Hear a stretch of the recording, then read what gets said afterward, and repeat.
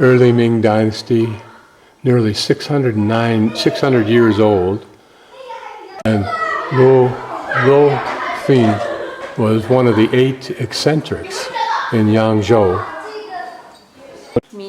So this is Ming chair design, and maybe actually a chair from that period. This pretty carving might be the equivalent of a Tom Mangelson photograph for the owner. Here again, one of the nice things, this is a 3-story building. The stairs is very narrow. It's very steep. We can't use the stairs on this one like I did before, which I probably shouldn't have used anyway, but notice how high and airy this is. This would have been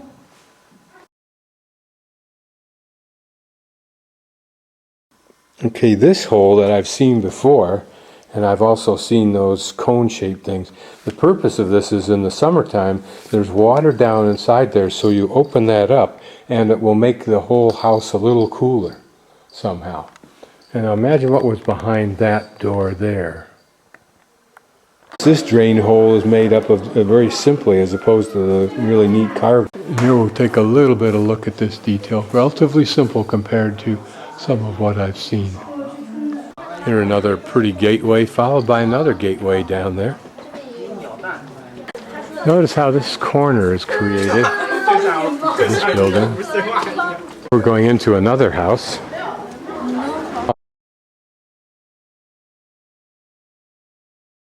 This is a very old German barber's chair. Very elaborate carving in this house. You look up on top here.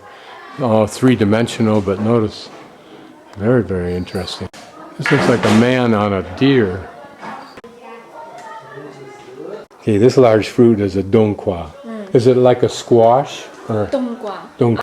And these are the hats that the farmers will wear that are designed to really shade them from this intense heat. Not today, but working in the fields, I'm sure it would be. Look at the magnificent carving. How long would one artist work on that? These panels. These panels,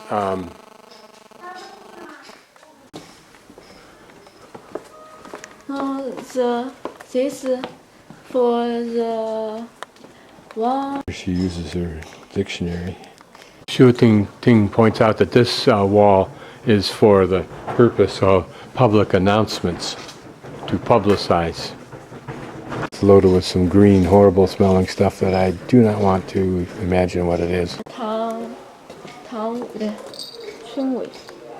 Town Square. Here's a magnificent sleeping bed, beautifully carved, little drawers down on the side, and little panels right there of mountain scene. So here we are at another little. So this was given by a woman to her husband as a gift. So this was built in memory of her husband. These are a couple of Xu Ting's classmates at school and fellow artists. Here we have.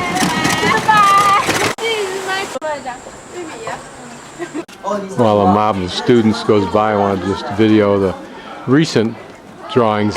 This is the last hall that we'll visit.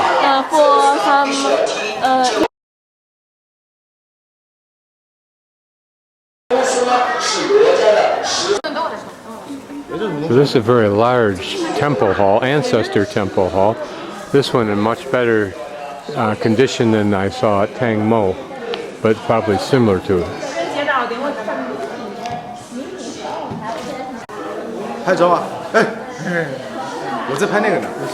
So let's take a look at this. Oh, how beautiful.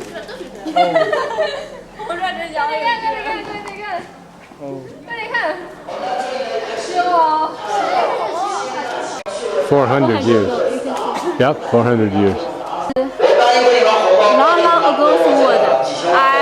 Now we often say modern words. So I can't understand this what to say. Yeah. Look at the massive beams here, how thick they are. Not to mention these huge posts. You wonder where they got trees like this, since they are not available that I have seen. This was also a university for the students, the early students of the Shur, or that literati class that was so prized for families to be. This room would have been used for ancestors, where they would have taken something like a piece of wood like this, about a foot or so square.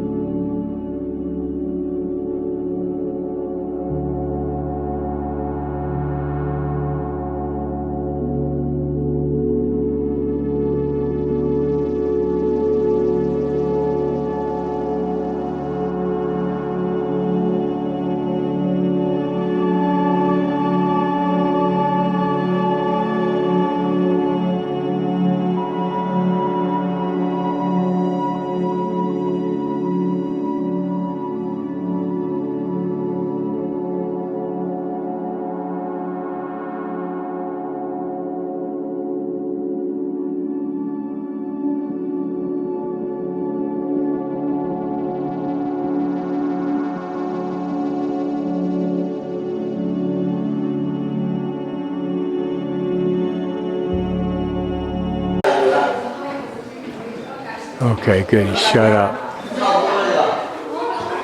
for a second or two.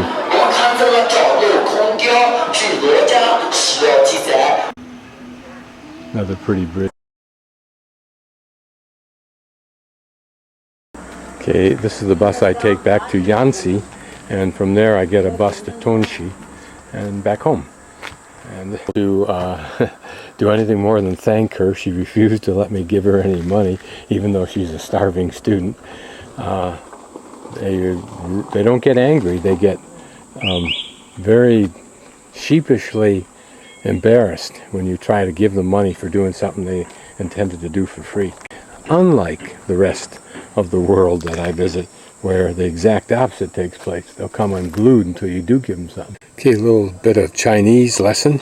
Notice the two figures in red in the upper right. Notice that there appear to be at least one horizontal line at the bottom and maybe another one. Okay, and then a box at the top. Here's that same figure done more perfectly. Now this one, you look at the R shape on the right, and actually what you'll notice is that there's that inverted V, if you will. You can kind of see how that exists.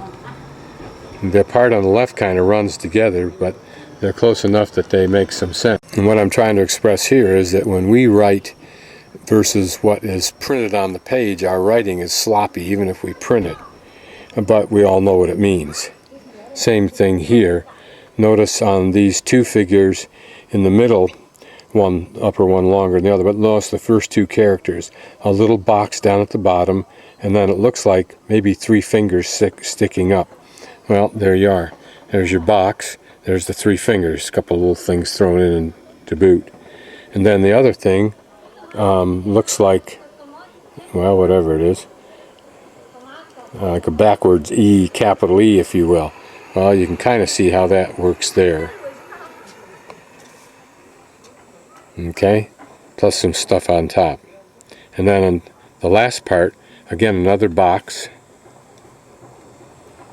something on top. And notice the figure to the left has like an upside down backwards F, and that kind of get from that. Okay, hi, this is, and tell her your name. It's Shu Ting, 我叫徐婷婷。 and Scott from America. 我来自中国。谢谢你。好，关了吧。